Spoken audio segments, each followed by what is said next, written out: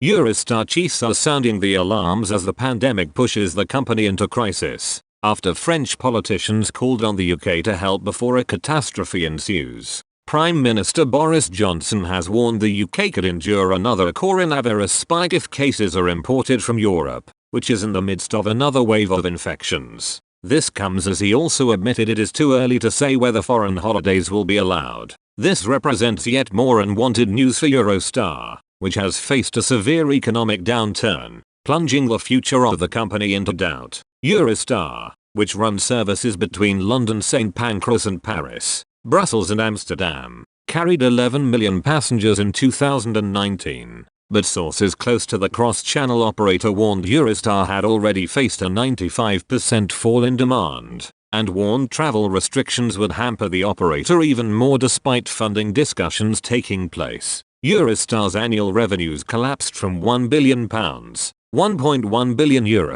in 2019 to about £180 million, €208 million, in 2020. It has already borrowed £400 million, €450 million, and received a cash injection of £170 million, €197 million, from its owners. A source close to Eurostar said this week, Eurostar has been providing a bare minimum service until now. It is already at breaking point. If funding doesn't come in place and further measures restrict travel, we could be feeling the pinch of bankruptcy later on this year. In January, France attempted to pressure the UK into providing funding for Eurostar in January as the company's chief Jacques Darmas warned a catastrophe is possible. Eurostar is 55% owned by the French state railway SNCF, 40% by infrastructure fund CDPQ and Hermes, and 5% by Belgian railway SNCB. France's junior transport minister,